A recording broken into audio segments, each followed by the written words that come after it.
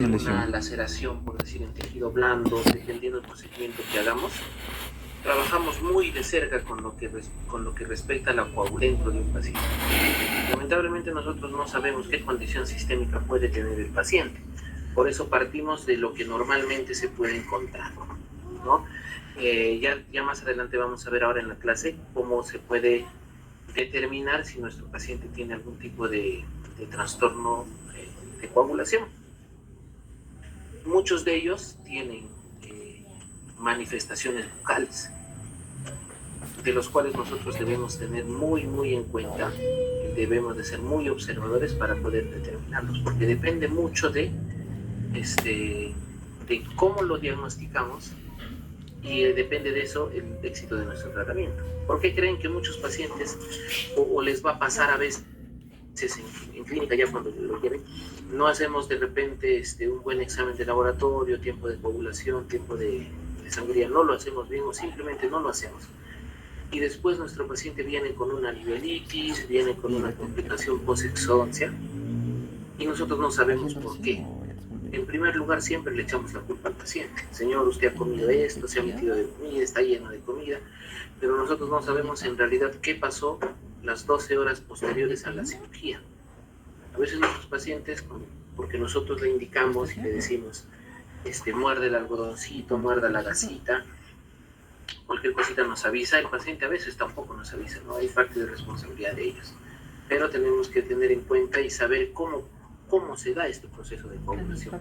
Como nos dice aquí en el video, después de encontrar una lesión en el endotelio, cualquiera que fuera, ¿ya? Lo que primero tenemos que ver y entender es que lo primero que se activa o libera o está cerca a la zona es el colágeno. El colágeno es muy importante para el tema de la formación tanto de la adhesión y de la agregación plaquetaria, ¿no? Cuando se libera este colágeno, a la vez también, ya lo dije en el video, este factor de von Willebrand, que es un factor muy determinante en el tema de la adhesión plaquetaria, dice aquí, y es causante de una patología específica, como lo vamos a ver más adelante. Algunos pacientes tienen déficit de este factor. Entonces, si no hay la adhesión plaquetaria, no va a haber la agregación, entonces hay demora en los tiempos de coagulación. Existen glucoproteínas que van a ir a la par de a la herida, a la base de la lesión, junto con el factor von Willebrand. Recién a ese nivel llegan las plaquetas y empiezan a como que adherirse a la zona de la lesión. Ya lo vieron ustedes y estamos repitiendo ese tema de la llegada de las plaquetas a la zona de la lesión, se llama adhesión plaquetaria. En el examen se les pregunta, cuando hay una lesión en el endotelio, ¿cuál es la secuencia en la cual se completa la adhesión plaquetaria? Ustedes tienen que poner liberación de colágeno, factor de von Willebrand, glucoproteínas y llegada de plaquetas. Si ustedes recuerdan, cuando hablamos de los AINES, había una partecita de rojo donde los AINES también bloqueaban la síntesis del tromboxano. He ahí que estos medicamentos tienen su actividad antiagregante, ¿no? Entonces el tromboxano hace que se acerquen más plaquetas a la zona. Si aquí llegaron, por decir, 1000 plaquetas, la activación del tromboxano hace que lleguen 5000 más, un ejemplo. ¿Para qué? Para que junto con la activación del fibrinógeno, que ya lo vimos en los factores, se complete la secuencia de la agregación plaquetaria. O sea, ya está la superficie o la base de la lesión llena de tanto de factor von Willebrand como de glucoproteínas y liberación de colágeno también y un número menor de plaquetas. Cuando el tromboxano se sintetiza, se acercan más de ellas y junto con el fibrinógeno producen la agregación plaquetaria o como quieran llamarlo, el tapón plaquetario se termina de formar. Pues esto es una secuencia básica de cómo desde una lesión hasta la formación del tapón se encuentran la aparición de varios componentes, ¿no? Pero a la par de la liberación del colágeno, o sea, a la vez que el colágeno se libera, ¿ya?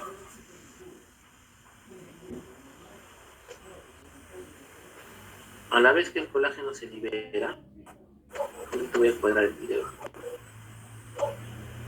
Ya, a la vez que el colágeno se libera, o se activa, también se activa la cascada de coagulación, que son diferentes factores de coagulación que van a hacer que se termine de sintetizar la fibrina, ¿ok? La fibrina, que es el factor 1A, ¿ya? Entonces, como su propio nombre lo dice, es una cascada secuencial de activación de factores.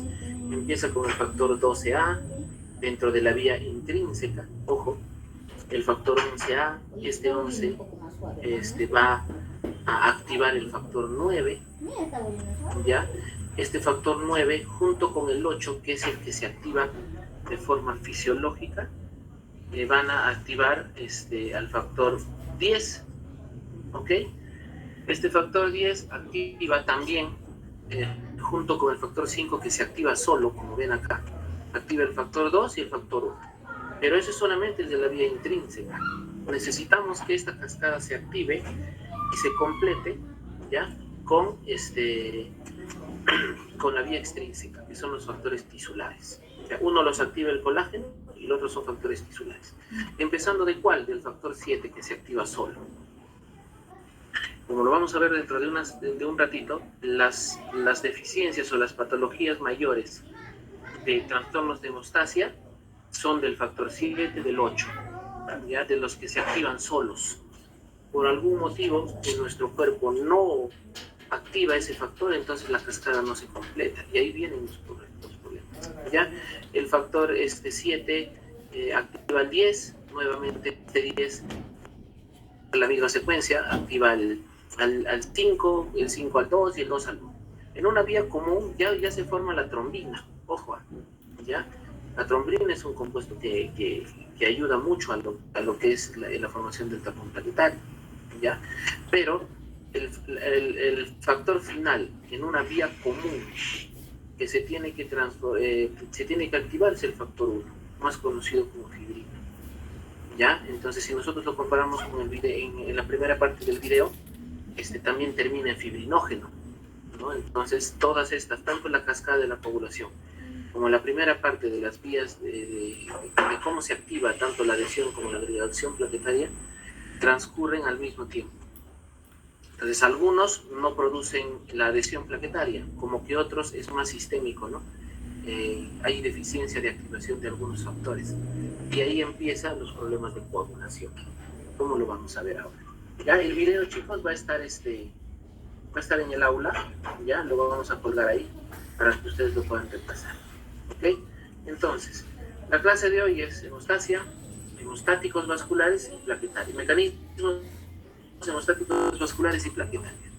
Ya como es el estilo que yo les presento, primero vamos a hablar un poquito de la fisiología normal de la hemostasia, ¿no? ¿Qué es hemostasia? ¿Qué tipos de hemostasia existen? De la forma normal, ¿no? Sin alteraciones, ¿ya? Entonces, debemos saber que la hemostasia tiene dos tipos, ¿ya? La primera es la hemostasia primaria. En este caso,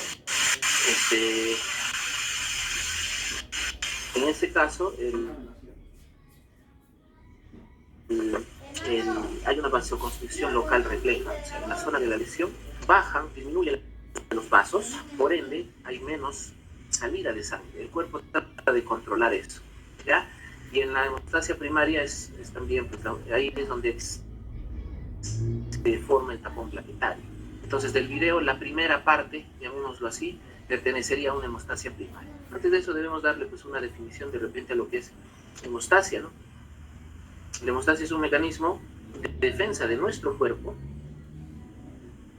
que se va a activar después de un traumatismo, ¿ya? O lesión, que la principal función de esto es evitar la pérdida de sangre del interior de los vasos sanguíneos. Entonces la hemostasia es un mecanismo, ¿ya? Entonces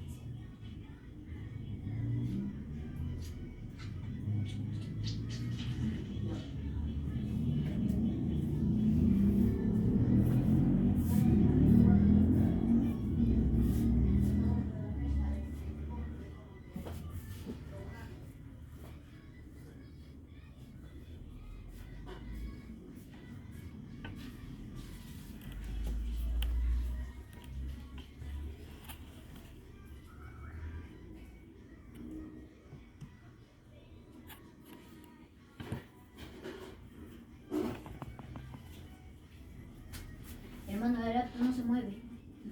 No funciona la pantalla.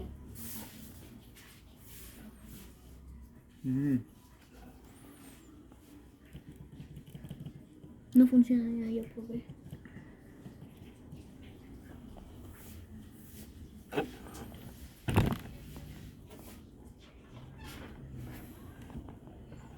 Porque si no hay plaquetas, no hay adhesión y no hay la formación del tapón final, ¿no es cierto? Hay hemorragia inmediata.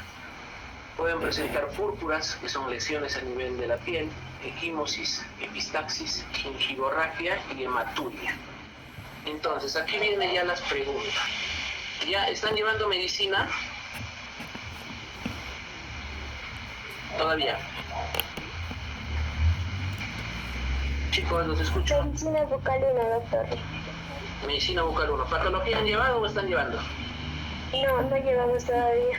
Ya, entonces vamos a darle ciertos conceptos, ya. Cuando nosotros encontremos una lesión, cuando ya estén en clínica, cuando estén trabajando de repente en un centro que tengan que rellenar, un centro de salud del ministerio que tengan que rellenar historias clínicas, nosotros debemos de saber describir una lesión. Y eso es básico. Porque cuando tú describes una lesión, das las características que tiene una lesión, tiene que estar acompañado del diagnóstico presuntivo correcto, ¿no? No vas a poner una descripción de una lesión y un diagnóstico presuntivo distinto. Cuando se habla de lesiones a nivel de la piel, tenemos que tener varios productos, ¿ya? Varios productos, varias consideraciones, ¿ya? Varias consideraciones, como cuáles: forma. En primer lugar, si la lesión está en el plano, sobre el plano o debajo del plano. ¿Entienden? Ahí empieza. Lesión, por decir, una verruga, ¿no? ¿Cómo describiríamos una verruga? Lesión sobre el plano, de bordes regulares, de consistencia dura, no móvil, no dolorosa. ¿Perdón? ¿Sí? Profesor, primero se localiza la lesión, ¿cierto? Exacto. O sea, yo les estoy hablando ya en forma más específica.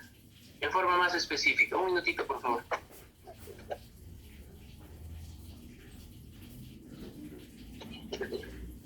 Ya, entonces, primero se localiza la lesión. Ya a qué nivel está. Puede estar a nivel del brazo, del antebrazo, de la boca, a nivel de los carrillos, del labio, lo que fuera. Ya localizado, como dice su compañera, la zona de la lesión, debemos describir esa lesión. Entonces ahí vamos, ¿no? Una verruguita. Esa verruguita, ¿cómo vamos a describirla, no? Entonces una lesión sobre el plano, ¿no? De bordes definidos, de consistencia dura, no dolorosa al tacto, si es móvil o no, o sea, si se mueve o no, ya, si tiene trabeculado o no, o sea, si tiene una raíz dentro del tejido epitelial, qué colores, ¿no? Rojo, hay características. Por decir, la púrpura es una lesión parecida a un lunar, que es en el plano, no es sobre el plano, no es ni debajo del plano, es en la misma, como que a la misma altura de la piel, ¿ya? Es de bordes irregulares, de color púrpura, no dolorosa, no sangrante, ¿ya? Entonces, esa es una púrpura, ya lo vamos a ver ahora. ¿Qué es una equimosis? ¿Quién sabe qué es una equimosis?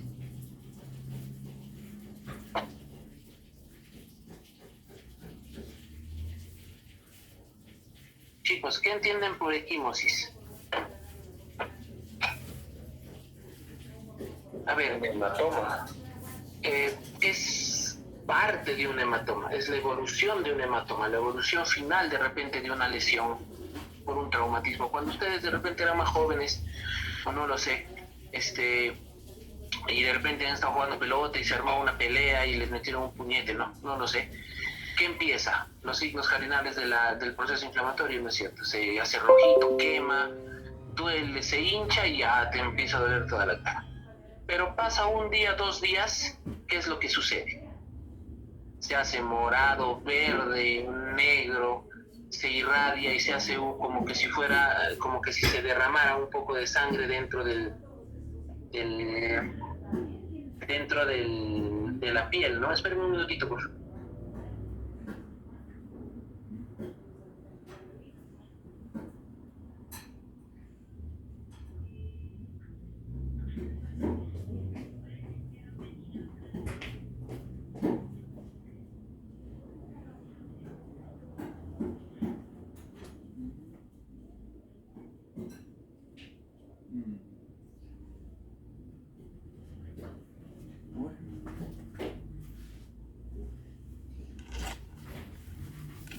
Bien, chicos, entonces seguimos.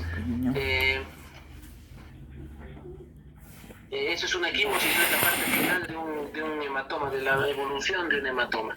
Se hace verde, ahí de acuerdo a la sensibilidad o los capilares sanguíneos de la piel de algunos de ustedes.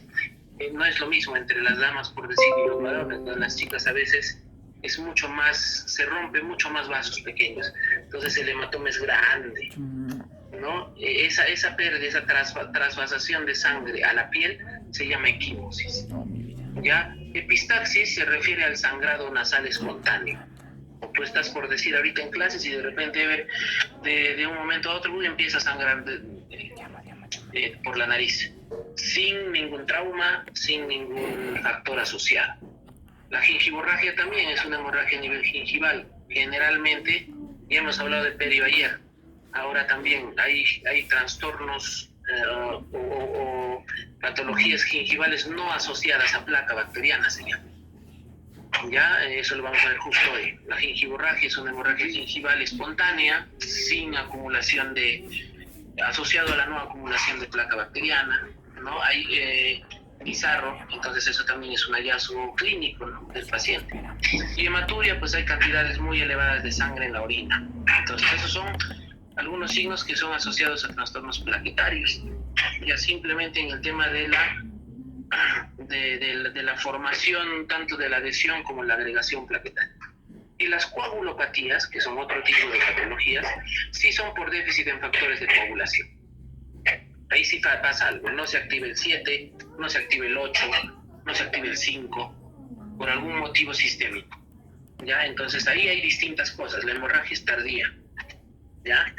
Afecta las articulaciones, músculos y órganos internos. Hay sangrados espontáneos y entonces el paciente puede venir con sangrado a nivel de la articulación de la muñeca, del codo, hasta del ATM, a veces de la rodilla, en la cadera, y usted le preguntas, ¿y cómo ha pasado eso, doctor? No, yo ni me he caído, nada.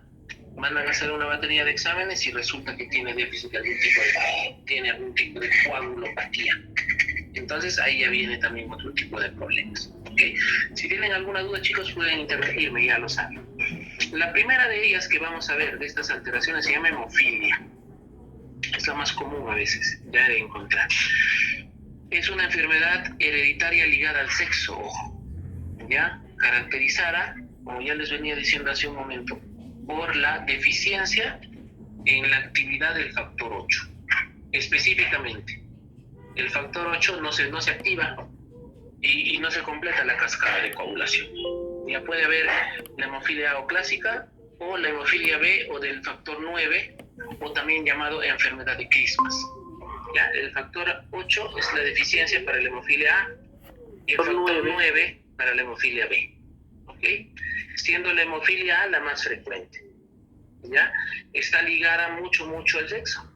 Ya tiene que ver, hay mayor prevalencia en lo que corresponde a damas en este caso, ¿ya? Las manifestaciones aparecen una agresión, te toca la nariz, te suena la nariz, sangras, ¿no? Hay sangrados gingivales espontáneos también. Suele afectar arterias, músculos, órganos externos y internos, y lo más importante, el sistema nervioso, que son los pacientes que tienen mayor gravedad. Las hemorragias cutáneas mucosas son menos frecuentes de dichos pacientes. ¿Cuál es el tratamiento para este problema? Prevención de la hemorragia y diagnóstico precoz. O sea, si hay un antecedente, poder hacerle un examen de laboratorio en el cual podríamos determinar antes de nuestro procedimiento qué tipo de alteración pueda tener el paciente. ¿Ok? Ahora, administración de concentrados de factor 8, administración de concentrados de factor 9, según el déficit.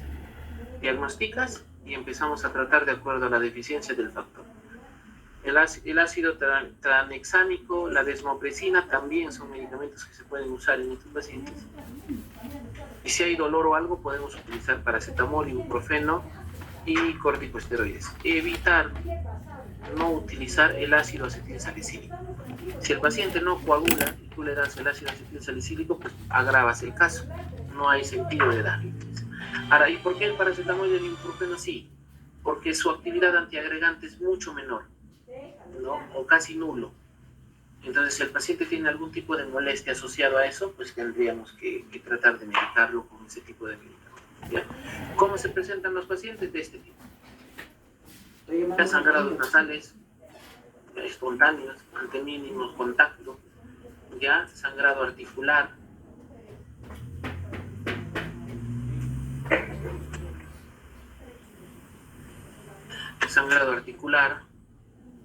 a nivel de los músculos lisos también, a nivel de la canilla, del tobillo existen sangrados sin lesión aparente.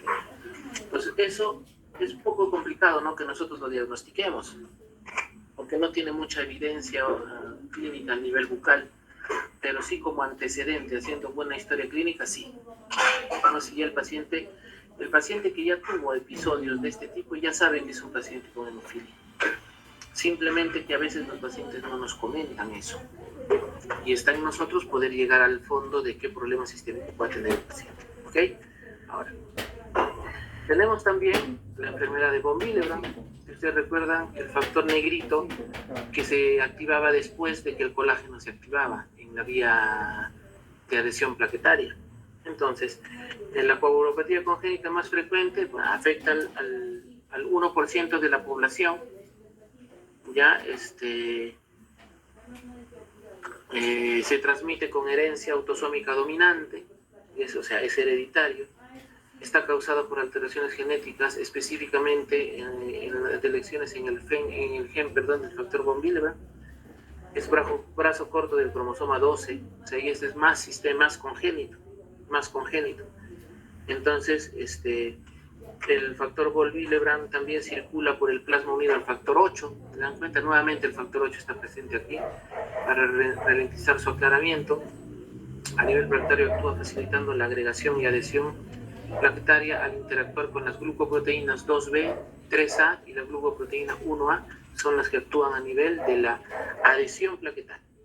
Entonces, este factor, esta enfermedad actúa a ese nivel, ¿no? a un nivel también muy específico. ¿Entiende? Entonces, ¿cuál es el tratamiento? Antifibrinolíticos, desmopresina igual, concentrados de factor 8, que tiene que ser rico en factor von Willebrand, ya en pacientes, en las áreas de hematología, se encuentra este tipo de concentrado. Y también concentrados ricos en plaquetas en casos muy graves. ¿Ya? Se trata de compensar las deficiencias, ¿no? Entonces ese es un poco el tema. ¿Cómo se puede hallar?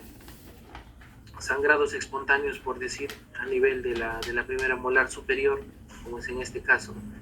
Herida coagulada, ¿no? Que es constante su formación, en la cual puede haber placa de repente, pero no está asociado directamente al sangrado, ¿no? Que pareciera que hubiera habido una extracción, hubiera habido una cirugía un poquito más complicada, pero a veces se halla así, ¿no? En los pacientes. Y ahí que viene el trabajo nuestro de poder hacer la interconsulta, ¿no? Con los médicos para poder tratar. Y ahora, doctor, interconsulta, sí, chicos, aunque no lo crean, es muy común lo que les estoy mencionando. Yo particularmente si hago sedaciones en pacientes niños, yo hago la interconsulta a su médico, ¿no? El médico nos tiene que autorizar el tipo de anestésico, la dosis y el medicamento a utilizar. Si hay descompensaciones o algo, el médico no nos autoriza el tratamiento. En pacientes con hemofilia también, en pacientes con neoplasias también, ¿no? Con fibromialgias también. Se trabaja con el médico del paciente, claro. Nos demora el tratamiento, pero es lo ideal, ¿no? Para que nuestro tratamiento sea exitoso. ¿Ya? Entonces hay que acostumbrarnos siempre a trabajar eso. Y estos pacientes sistémicos saben eso, entonces no hay mucho que lidiar con el paciente acerca de la demora del tratamiento si va a haber una autorización previa de su médico. ¿Ya? Tenemos otra patología que se llama púrpura trombocitopénica idiopática o autoinmune. Ya simplemente al tener esta terminología autoinmune es que el cuerpo propiamente hace la enfermedad. ¿Ya? Entonces, ¿cómo así? Existen muchos anticuerpos que van a recubrir a las plaquetas. ¿Por qué? Porque las plaquetas es una de las primeras líneas de defensa del cuerpo. Entonces, estos los protegen, ¿ya? Pero los cuales son captadas por el sistema mononuclear fagocítico y destruidas en su mayor parte por el vaso. Pues estos anticuerpos, que generalmente deben proteger al contenido celular de nuestra sangre, llámese las plaquetas, los glóbulos rojos o blancos, en vez de protegerlos, los destruyen, ya mayormente en el vaso. Nuestro propio cuerpo está destruyendo células importantes, ¿no? Como respuesta compensatoria, a la médula de estos pacientes se observa una hiperplasia de megacariocitos, o sea, el cuerpo ya sabe que nuestro propio cuerpo está destruyendo plaquetas, entonces empieza a producir más a nivel de la médula ósea. Entonces ahí existe una evidencia de una hiperplasia. Ya es característico en estos pacientes. Hiperplasia, ¿por qué? ¿Qué es una hiperplasia? Es el aumento de un tejido, ¿no? Por una sobreproducción celular. Entonces, si un tejido produce muchas células, más de lo que debe, aumenta el tamaño, se deforma.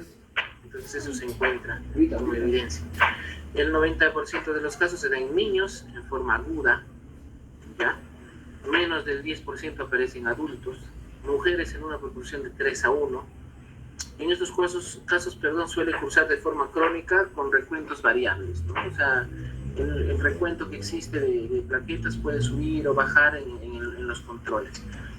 Clínicamente, este tipo de pacientes cursan con sangrados cutáneos y mucosos espontáneos, como la epistaxis, la aparición de hematomas, gingivorragias, en este caso en boca se llaman púrpura húmeda, ¿ya? Parecido a la foto que les presenté del doctor von Willebrand hace un ratito. También puede ser asintomáticas, presentan púrpuras secas. ¿Cuál es el tratamiento? Corticoides en primer lugar, la esplenectomía, retirar el vaso porque ahí es donde se eliminan, y inmunosupresores, ¿no? Para poder equilibrar todo lo que corresponde a la actividad inmune de nuestro cuerpo. Entonces, así encontramos. Estos son púrpuras. Ya a nivel de boca se encuentran este tipo de lesiones, a nivel de tejido blando. Entonces son asociados a la trombocitopenia autoinmune, ¿no? Se encuentran en boca, generalmente son hallazgos, el paciente no lo reporta porque a veces no tiene sintomatología, aparece, desaparece, puede ser recurrente. Entonces nosotros somos los que nos encargamos del diagnóstico diferencial de esto, de un diagnóstico hasta sistémico, porque hay muchos pacientes que no tienen conocimiento que tienen en la enfermedad. Entonces de ahí viene ya el problema de que después el paciente entre en un tratamiento, ¿no? A veces nosotros diagnosticamos eso y el paciente por miedo o hasta por vergüenza, porque saben que es una enfermedad sistémica, puede ya no volver a la consulta. ¿Ok? Ahora, y una de las patologías un poquito mayores, o más comunes, perdón, que tenemos,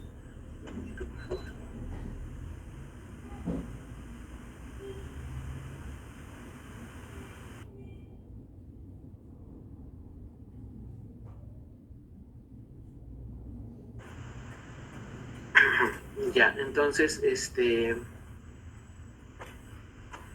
el trastorno más común a veces que nosotros tenemos, que la mayoría de nosotros puede tener, es el déficit de factores dependientes de la vitamina K.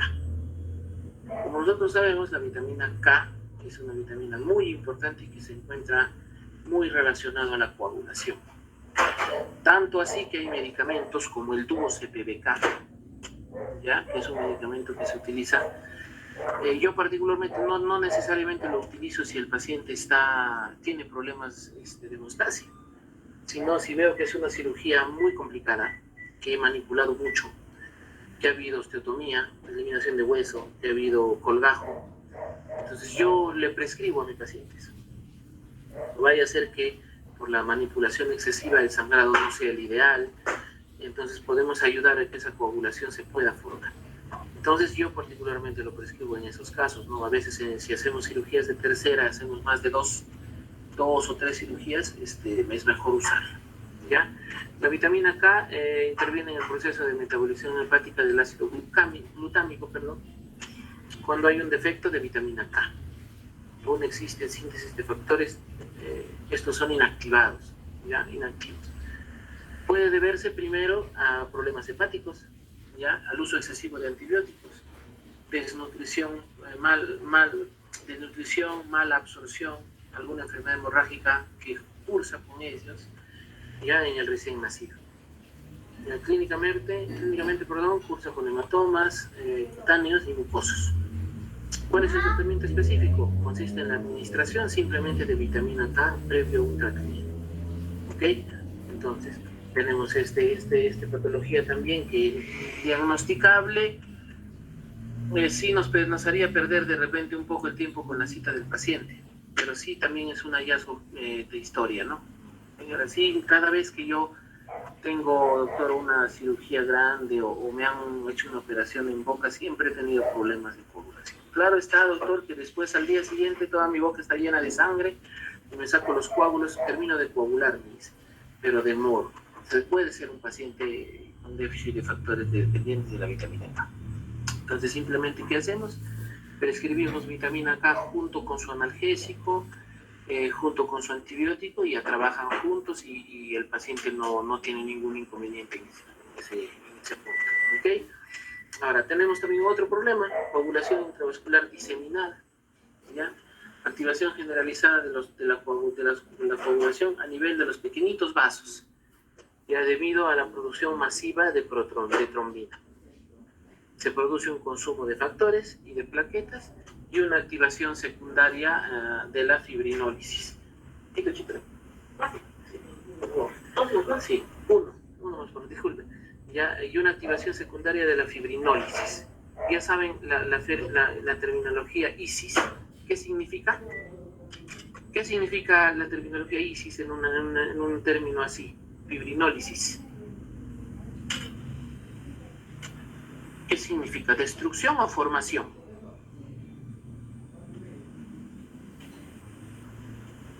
Chicos, Destrucción. Claro está. Entonces, como hay un consumo excesivo de protrombina, se produce un consumo también de los factores y de las plaquetas. Entonces nuestro cuerpo, ¿qué hace? Empieza, como todo está alterado, empieza a mandar a la destrucción de la fibrina. Entonces el tapón plaquetario, todo eso ya se interrumpe y empieza el problema del sangrado. ¿Cuál es la etiología? A veces pueden estar asociados a sepsis, ¿no? Asociados a meningococo o estafilococo. En las damas, complicaciones obstétricas, desprendimiento de placenta previa, por decir, enfermedades neoplásicas, leucemias, inmunocomplejos circulantes también. O sea, es un poquito específico. Clínicamente, ¿cómo cursa? Sangrados mucosos y cutáneos también, o por heridas quirúrgicas. En este caso hay fiebre, hay hipoxia, puede haber coma, falla renal y un alargamiento en todos los tiempos de coagulación. Trombopenia e hipofibrinogenemia. ¿Ya? Entonces todo se altera. Se hace la batería de exámenes y el paciente sale elevado el tema del tiempo de coagulación, tiempo de sangría. Y a TTPK también elevado. Entonces, ya hay un problema ahí, entonces ya se puede ahora, doctor, ¿y nosotros en qué momento podemos ver eso, chicos? Por ley. ¿O es algo que tienen que cumplir sí o sí? Si ustedes van a hacer, por decir, su examen, su extracción de terceras molares, ya en la consulta, su hemograma, con tiempos de sangrado. El paciente tiene que hacer eso. No vaya a ser que nos encontremos con algún tipo de problema sistémico y nosotros nos compliquemos la vida solos. O sea, al paciente se le programa, vamos a hacer cuatro extracciones, excelente, ¿no? 4 extracciones. Ya, por favor, mañana en ayunas saque su hemograma para un conteo de plaquetario, tiempo de coagulación, tiempo de sangría, por favor, y se le cita 6 de la tarde. El paciente va, se saca, el laboratorio nos envía con tiempo los resultados, hacemos la lectura, ¿no? Y listo. Señora, usted tiene un alargamiento de los tiempos de coagulación.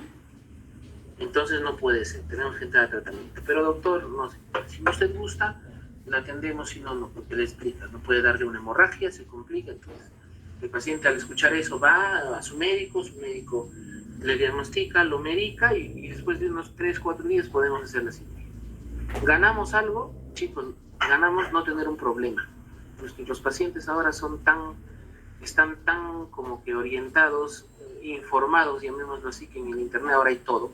Con decirles que algunos pacientes de ortodoncia que tengo yo se atreven a refutarnos el por qué usamos el número de arco tal y tal, porque en YouTube lo ven. Imagínense. Entonces esa información en YouTube está libre, pero no siempre es cierta. O en todo caso está asociada siempre a un tipo de paciente o a un tipo de diagnóstico. Entonces a veces el paciente no entiende eso. Piensa que todos los pacientes son iguales y ahí viene el inconveniente. Nos ganamos ese problema. Y segundo, cuando hacemos el procedimiento,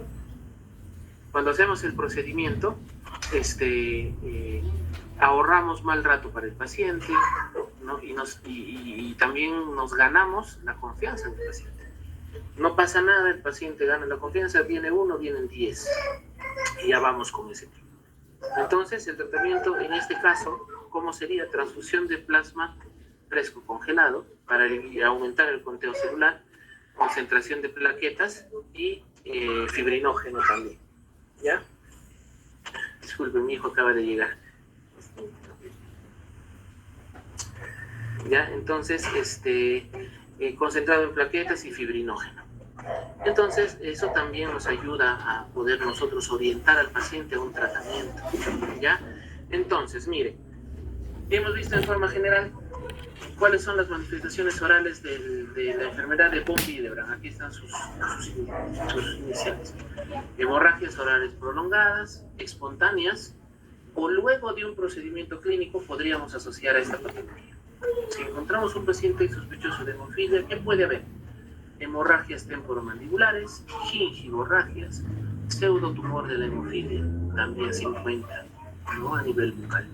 Entonces ven eso, un poquito se pueden poner a pensar de púrpura trombocitopénica, hay petequias a nivel general, equimosis, hematomas, gingivorragias provocadas o espontáneas. Entonces eso también puede estar asociado a este tipo de patología. Entonces, ¿nosotros lo podemos ver? Sí lo podemos ver. ¿Podemos diagnosticar? Sí podemos diagnosticar. ¿Podemos hacer la interconsulta? Pues por supuesto que sí. Si nosotros trabajamos alguna patología asociada a esto, sin control, ahí viene el inconveniente, chicos. ¿Ok? Por favor, me esperan un minutito.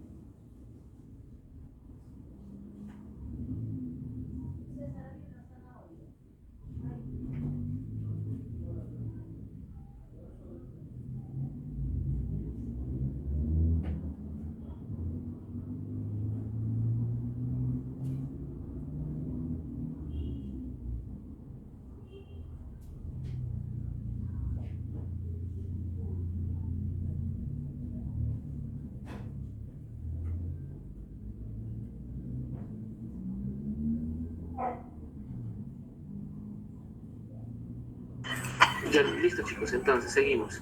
Encontramos esto y se puede hacer el diagnóstico sistémico de este paciente. Entonces, bien, hemorragias gingivales, pseudotumor de hemofilia, a nivel petequias, a nivel de lengua, de dorso de lengua. Si ven aquí, miren, el paciente tiene una higiene aceptable, ¿ok?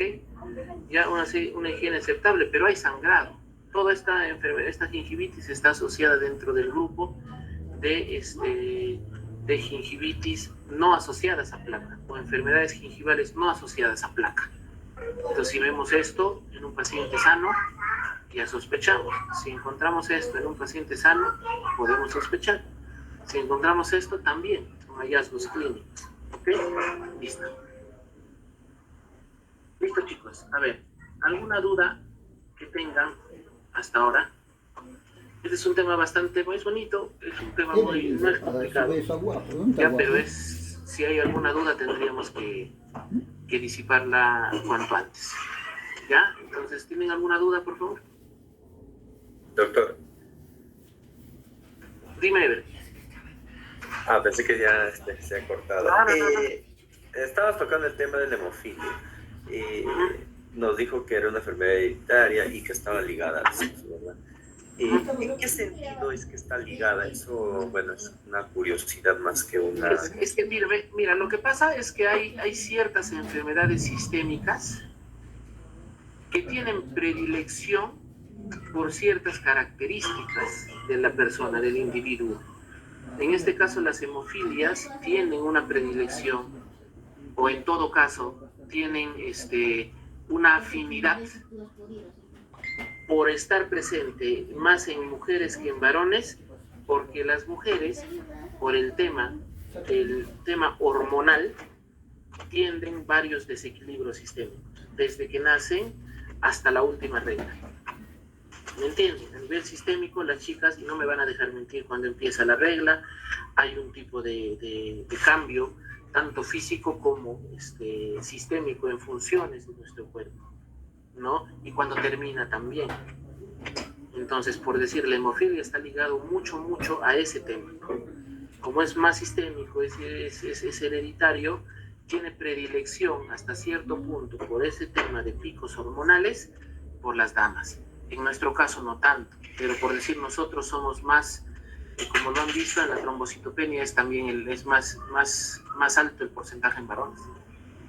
Entonces más o menos se explica por ese tema, pero espero que más o menos responda a tu pregunta, se asocia un poco a eso, ¿no?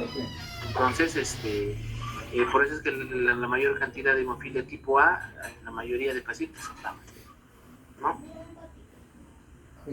De acuerdo, doctor, gracias. Listo. ¿Alguna otra consulta?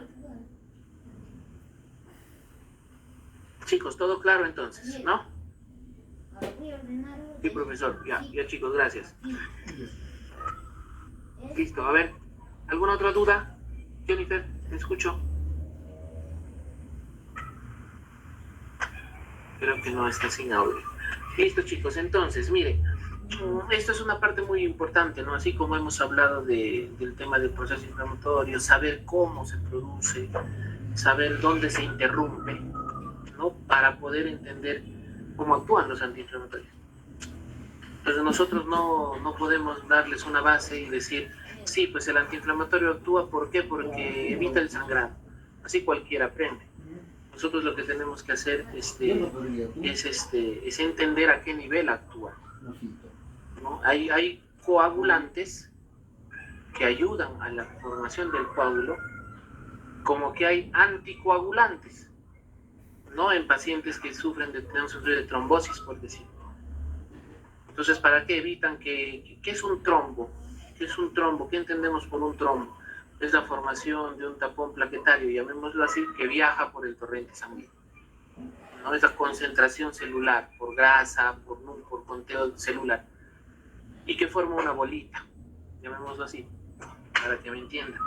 Esa bolita viaja, cuando viaja por los calibres venosos y arteriales anchos, pues pasa, pero llega al cerebro, puede haber un derrame, un ACV, ¿no? Entonces, ahí a esos pacientes se le prescribe anticoagulantes o antiagregantes, por decir, ¿para qué? Para que en la sangre se evite la formación de esos trombos.